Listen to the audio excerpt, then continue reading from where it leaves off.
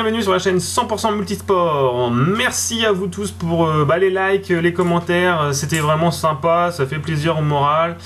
N'hésitez pas à continuer à commenter, à partager comme vous l'avez fait, encore plus d'interactivité, c'est ce que je recherche, c'est parfait. Donc voilà, concernant le bet d'hier que j'ai proposé, c'était Medvedev contre Chardy. Bon, Chardy a fait l'exploit pour moi. Voilà, c'était une belle confiance pour moi, mais c'était pas une top confiance par rapport à. Je pensais vraiment qu'il allait gagner quand même. Il a sauvé énormément de balles de break, Chardy, c'était voilà. Et par contre, on peut dire à l'inverse que Medvedev n'a pas converti ses opportunités, donc ça se joue sur ça. Bravo aux Français qui gagnent en 3-7. Et cocorico, tant mieux pour la France. Donc voilà, par rapport au pronostic, il y aura deux pronostics, il y aura un sur le tennis et un top confiance fin de vidéo sur le football. Après voilà, ce bet tennis je le trouve intéressant aussi pour plusieurs raisons et j'ai un bémol, c'est pour ça que pour l'instant je le propose pas spécialement en top confiance. Peut-être après je le mettrai peut-être si ça évolue par rapport à un certain match. Donc au niveau de Tsonga Berrettini, donc on voit que c'est 35e mondial contre le 9e mondial. On voit qu'ils ne sont pas affrontés l'un contre l'autre. Concernant les cotations, on voit que ça remonte pour Berrettini. Alors, Tsonga, qu'est-ce que ça donne? C'est un joueur un peu... Voilà, il n'a pas fait de performance l'année dernière, donc pas de points à défendre. C'est un joueur de dur, voilà, une d'or de préférence. Les performances actuelles, il a fait une grosse perf contre Rublev grâce à son service. Mais après, il est en courant alternatif. Il peut perdre contre Simon, il peut perdre contre Thiem. Voilà, il revient doucement, mais voilà, est-ce que ça va être constant? Ça, c'est le problématique de Tsonga. Concernant Berrettini, c'est un homme vraiment très très en forme. Multi-surface. Il propose vraiment du jeu intéressant. Quand on regarde ses stats, on voit qu'il est aussi fort en indoor que sur terre battue. Donc voilà, il a bien progressé même sur dur, il est vraiment solide de service, retour percutant je trouve. Il a fait vraiment des belles performances et lui contrairement il a perdu aussi contre Thiem, mais c'était plus accroché que Tsonga. On voit que Tsonga a perdu en 2-7, là il a perdu en 3-7, il y a eu beaucoup de breaks de part des autres. Donc voilà, on voit que Berrettini a battu Rublev aussi. Donc ça va être un match quand même assez serré. Mais pour moi, Berrettini est quand même beaucoup plus solide. Et le seul, je pense que Tsonga, il a énormément bien servi sur le dernier match. Mais s'il ne sert pas bien, je vois très mal gagner Tsonga. En fait, il se tient sur son service. Et un autre critère qui peut être intéressant, si Bautista qui joue avant perd son match, je pense que Berrettini jouera d'autant plus libéré pour le classement final qui actuellement il est 8e du classement pour les 8 meilleurs joueurs, donc c'est le dernier tournoi, donc il jouera d'autant plus libéré sur ce match. Donc les cotations, 1,62 pour Berrettini, ce serait voilà ma confiance pour la victoire de l'Italien. Donc voilà, avant de passer au top confiance, n'hésitez pas non plus à liker, à vous abonner, à partager, voilà. Petit message et le petit pouce, faut prendre 2 secondes si vous êtes satisfait de mes analyses. Donc le deuxième match, ce sera Real Madrid contre Leganés.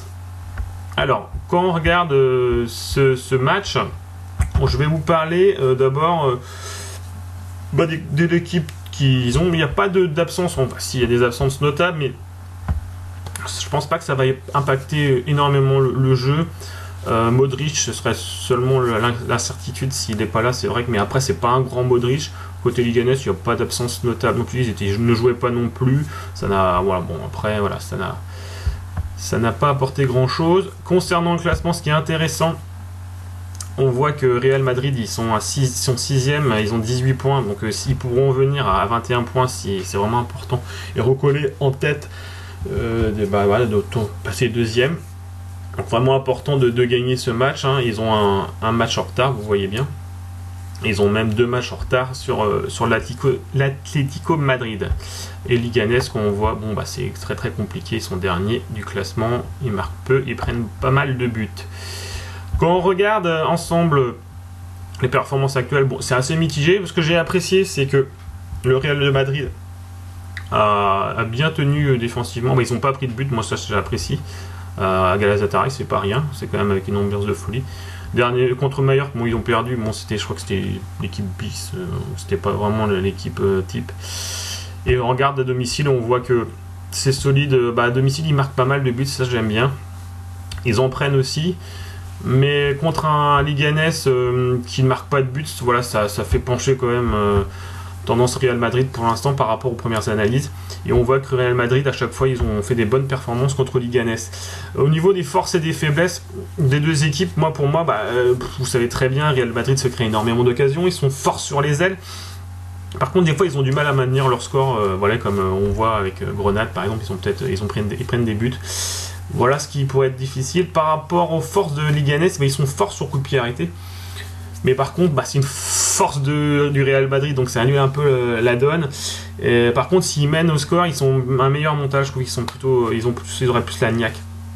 Donc voilà pour ça. Donc, qu'est-ce que ça pourrait donner? Donc le scénario que je pourrais vous donner, moi je vois Real Madrid marquer assez rapidement, parce que en première mi-temps, ils sont assez forts. Donc il pourrait faire la différence assez rapidement en première mi-temps. Après il déroulera le match. Je vois pas vraiment Leganés, comme je dis, par rapport aux statistiques, marquer un but. C'est ça qui me rassure aussi. Et donc je vois, avant de donner mon score, ouais, je vois bien 3-0 pour le Real Madrid, si je devais donner un score. J'ai deux pronostics à vous proposer. Moi, je vais vous donner le meilleur. Je pense que ce que je vais mettre d'abord, je vous mettrai dans le bilan celui que je dirais en top confiance. Mais il y aura une problématique, c'est par rapport à la cote proposée. Moi, c'est juste vraiment, voilà, c'est du foutage de gueule. Pour moi, le plus value par rapport au book.com, le .fr, c'est victoire de Real Madrid à 1,30. Voilà, c'est. Et moi ce que je conseillerais, mais avec la cote je la trouve pas belle, c'est 1,60 avec 2 buts d'écart. Je vous dis pourquoi. Avant de vous dire pourquoi, n'hésitez pas à regarder les petits états de l'esprit de la chaîne. Hein. Moi je propose et je n'impose pas. Voilà. Et moi ce que je vois, c'est voilà la différence de cote. 2 buts d'écart proposé à 2 sur le .com, et vous voyez c'est proposé à 1,60 sur le .fr.